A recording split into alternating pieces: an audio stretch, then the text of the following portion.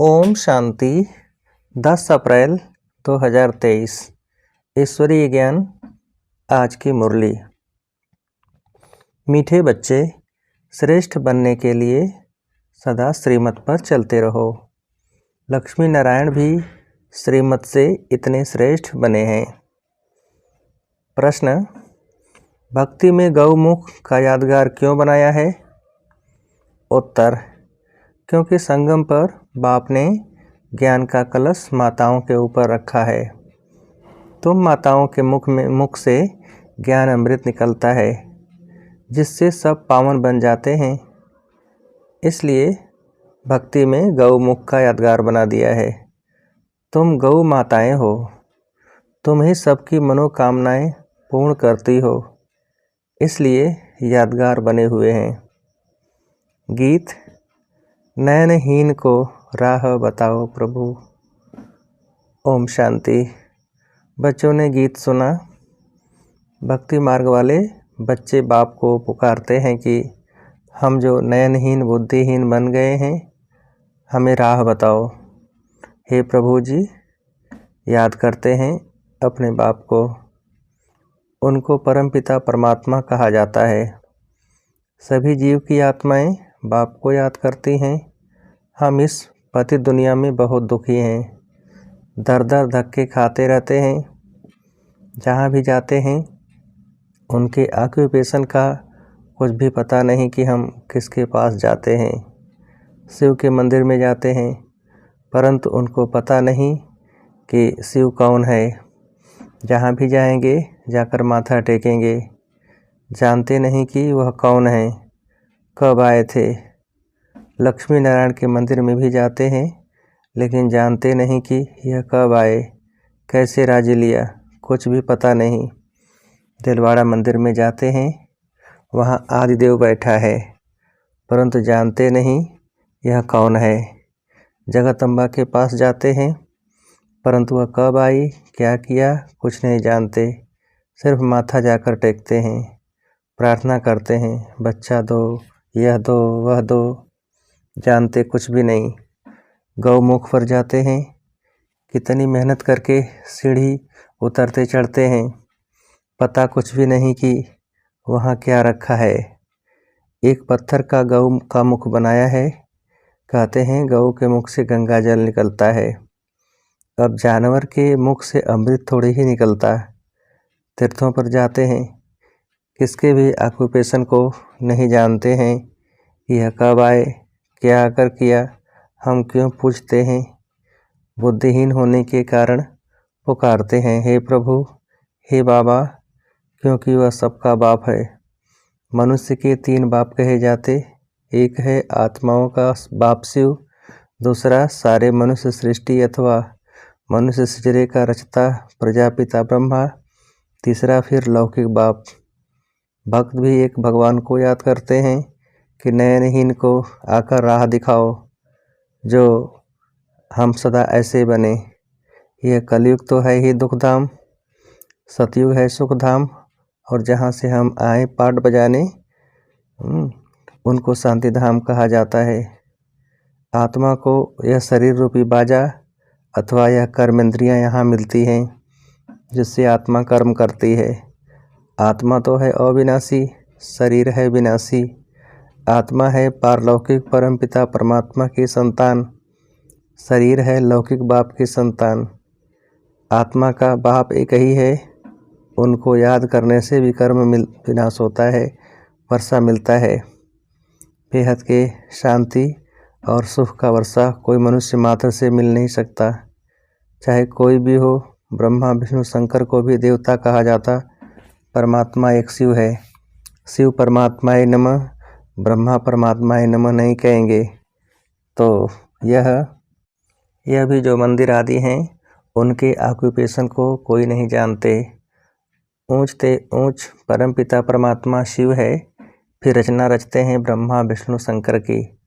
शिव निराकार अलग है, शंकर आकारी देवता है, परमात्मा एक है।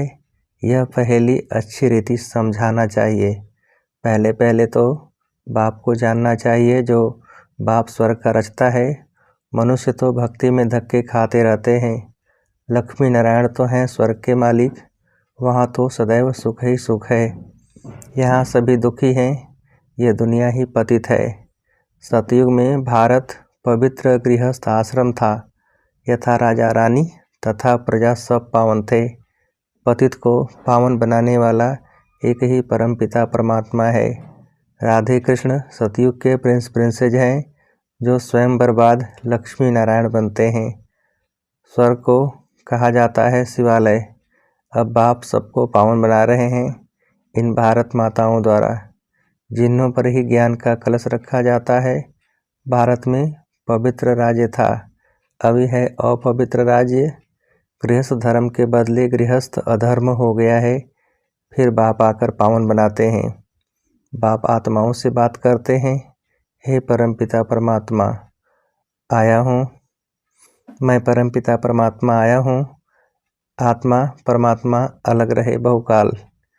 तुम बहुत समय से बिछड़े हुए हो, अब बिल्कुल रोगी पतित कौड़ी तुल्य बन गए हो।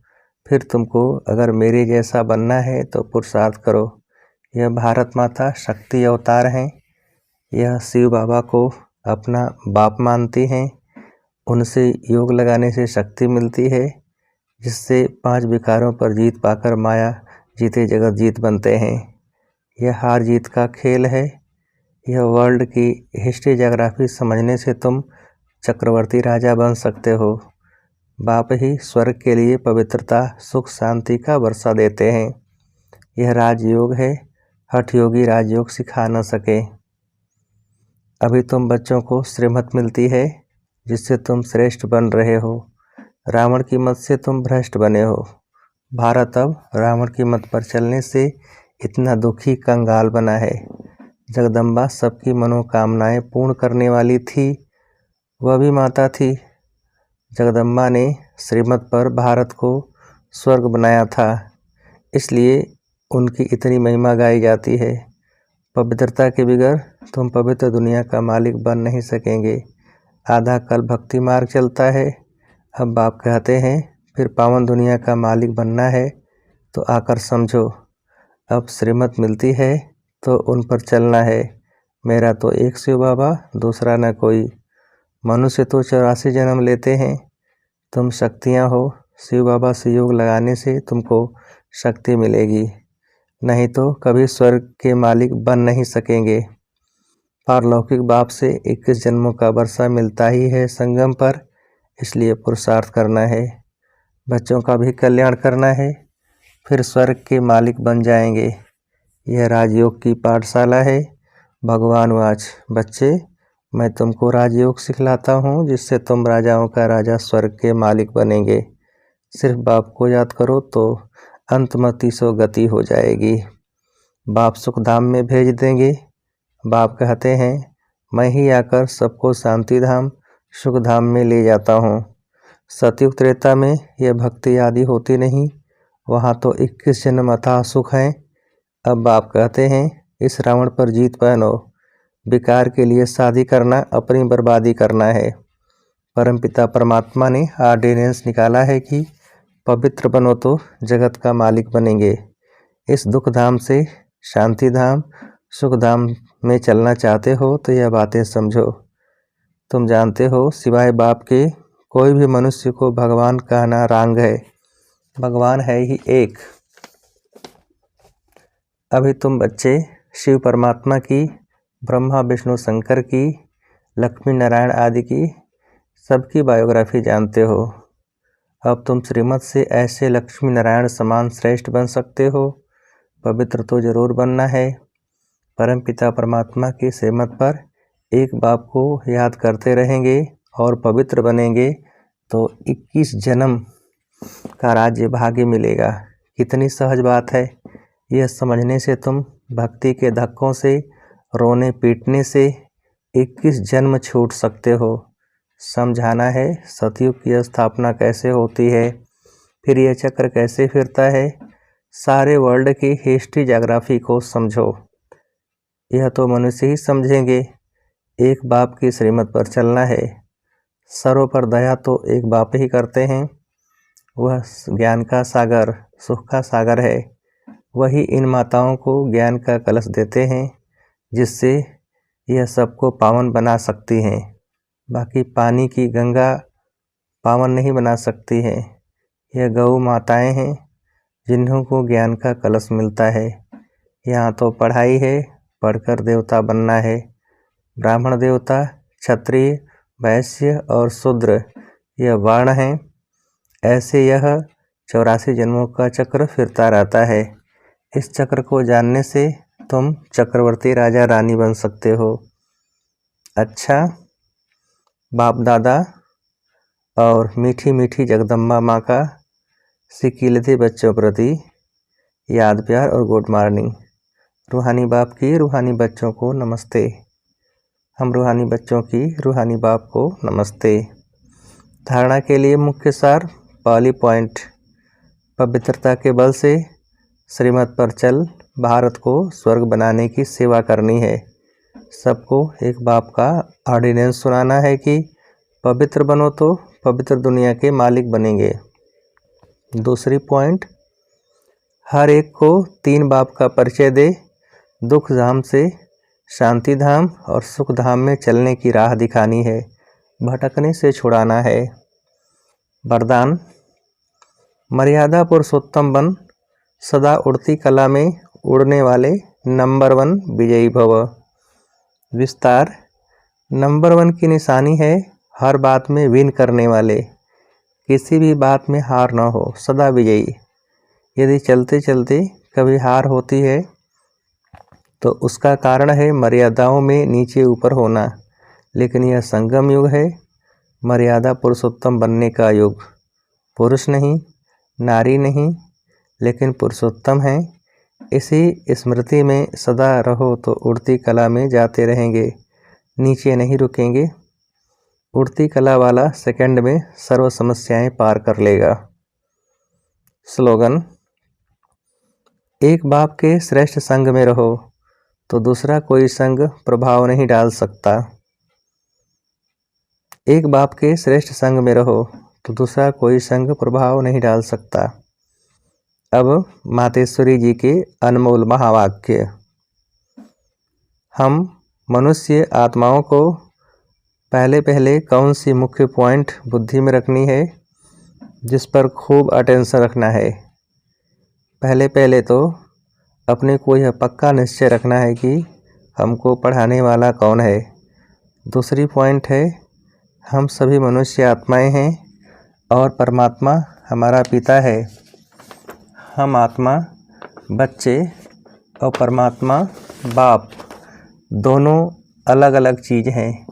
तीसरी पॉइंट, ईश्वर बेअंत भी नहीं है, ईश्वर सर्वव्याप्त भी नहीं है, ईश्वर सर्वत्र भी नहीं है। अब यही नॉलेज बुद्धि में रखनी है, इसलिए अपनी नॉलेज औरों से न्यारी है।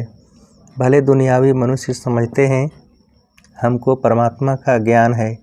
अब उनसे पूछो आप में कौन सा ज्ञान है, तो कहेंगे ईश्वर सर्वव्यापी है। अब परमात्मा तो कहता है मेरा ज्ञान मेरे द्वारा ही मिलता है। जैसे बैरिस्टर द्वारा बैरिस्टरी, डॉक्टर द्वारा डॉक्टरी सीखी जाती है, भले वहाँ बैरिस्टर भी अनेक होते हैं। एक बैरिस्टर से न पढ़ा तो दूसरा पढ़ाएगा, एक डॉक्टर से न पढ़ा तो दूसरा डॉक्टर पढ़ाएगा, मगर यह ईश्वरी नॉलेज सिवाय एक परमात्मा बिगर कोई भी मनुष्य आत्मा, चाहे साधु संत महात्मा हो, वो भी नहीं पढ़ा सकेगा। तो हम कैसे समझें कि इन्हों में कोई परमात्मा का ज्ञान है। और चौथी पॉइंट, परमात्मा युगे युगे नहीं आता, बल्कि परमात्मा कल्प कल्प एक ही बार इस संगम युग पर अर्थात कलयुग के अंत और सतयुग के आदि संगम समय पर आता है और अनेक अधर्मों का विनाश कराए एक आदि सनातन सत्य धर्म की स्थापना कराता है। अब लोग कैसे कहते हैं कि परमात्मा युगे युगे आता है, और ऐसे भी कहते हैं गीता का भगवान श्री कृष्ण वो द्वापर में आया है। अब इन सभी बातों को सिद्ध करना है। गीता का भगवान श्री कृष्ण नहीं है, शिव परमात्मा है और वो भी द्वापर में नहीं आता, संगम समय पर आया है। 5वीं पॉइंट, गुरु बिगर घोर अंधियारा कैसे हुआ? वो गुरु कौन है? मनुष्य सृष्टि उल्टा झाड़ कैसे है? और हमको अपने 5 विकारों पर जीत कैसे पहननी है? 6वीं पॉइंट, हम वही पांडव योद्धे हैं जिसके साथ साक्षात परमात्मा है, उसी तरफ ही जीत है। और 7वीं पॉइंट, परमात्मा खुद सर्वशक्तिवान है, तो जिन्होंने परमात्मा का पूरा साथ लिया है उन्हों को ही परमात्मा द्वारा लाइट माइट दोनों ताज मिलते हैं। अब यह सभी बातें बुद्धि में रखना, इसको ही ज्ञान कहा जाता है। दूसरी पॉइंट, बदनसीबी और खुशनसीबी। अब ये 2 शब्दों का मदार किस पर चलता है? यह तो हम जानते हैं कि खुशनसीब बनाने वाला परमात्मा और बदनसीब बनाने वाला खुद ही मनुष्य है। जब मनुष्य सर्वदा सुखी है तो उन्हों को अच्छी किस्मत कहते हैं, और जब मनुष्य अपने को दुखी समझते हैं तो वो अपने को बदनसीब समझते हैं। हम ऐसे नहीं कहेंगे कि बदनसीबी व खुशनसीबी कोई परमात्मा द्वारा मिलती है, नहीं, यह समझना बड़ी मूर्खता है। परमात्मा तो हमें खुशनसीब बनाता है, और परंतु तकदीर को बिगाड़ना व बनाना यह सब कर्मों के ऊपर ही मदार है, यह सब मनुष्यों के संस्कारों के ऊपर ही है। फिर जैसे पाप और पुण्य का संस्कार भरता है वैसे तकदीर बनती है, परंतु मनुष्य इस राज को न जानने के कारण परमात्मा के ऊपर दोष रखते हैं। अब देखो, मनुष्य अपने को सुखी रखने के लिए माया के कितने तरीके निकालते हैं, फिर उस माया से ही कोई अपने को सुखी समझते हैं और कोई फिर उस ही माया का संन्यास कर माया को छोड़ने से अपने को सुखी समझते हैं। मतलब तो कई प्रकार के प्रयत्न करते हैं, परंतु इतने तरीके करते भी रिजल्ट दुख के तरफ जा रही है। जब सृष्टि पर भारी दुख होता है तब उसी समय स्वयं परमात्मा आए गुप्त रूप में अपने ईश्वरीय योग पावर से दैवी सृष्टि की स्थापना कराए सभी मनुष्य आत्माओं को खुशकिस्मत बनाते हैं। अच्छा, ओम शांति।